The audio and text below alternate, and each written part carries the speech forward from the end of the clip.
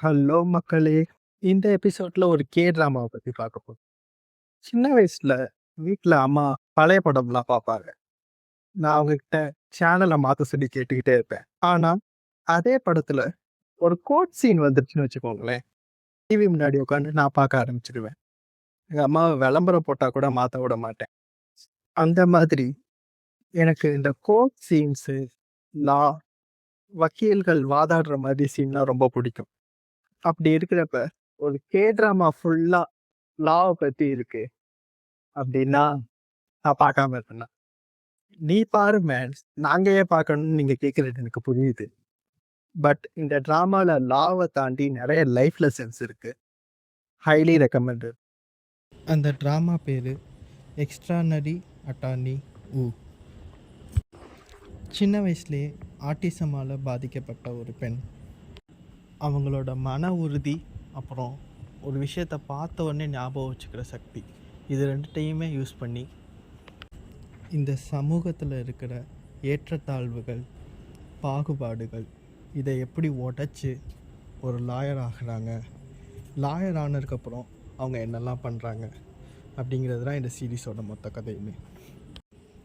மொத்தமாக 16 எபிசோட்ஸ் இருக்குது.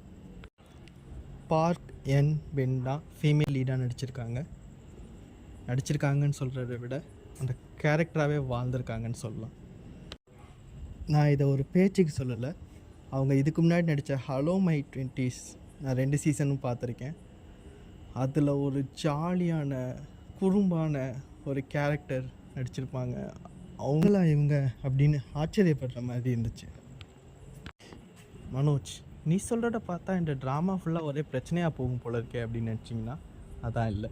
இந்த ட்ராமாக்குள்ளே ஒரு குட்டி லவ் ஸ்டோரி, ஒரு அப்பா தன் மகள் மேலே வச்சுருக்கிற பாசம், ஒரு அம்மா தன் மகன் மேலே வச்சுருக்கிற பாசம், ரிலேஷன்ஷிப், ரிலீஜியன், பணம், அரசியல், கார்ப்பரேட், வேலை பார்க்குற இடத்துல நடக்கிற டிஸ்கிரிமினேஷன், இது எல்லாத்தையும் நம்ம ஹீரோயின் சட்டத்தை யூஸ் பண்ணி எப்படி தன்னோட பலவீனத்தை கடந்து சமாளித்து ஜெயிக்கிறாங்க அப்படிங்கிறத ஒரு 16 எபிசோட்குள்ளே செம்ம ஃபன்னாக சொல்லியிருப்பாங்க. இந்த ட்ராமாவை ஃபுல்லாக பார்த்து முடித்த உடனே வாழ்க்கை மேலே ஒரு புது நம்பிக்கை வரும்.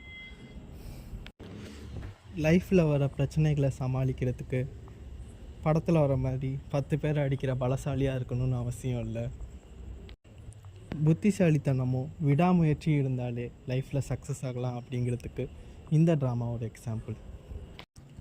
நன்றி, வணக்கம், வந்தே மாதரம்.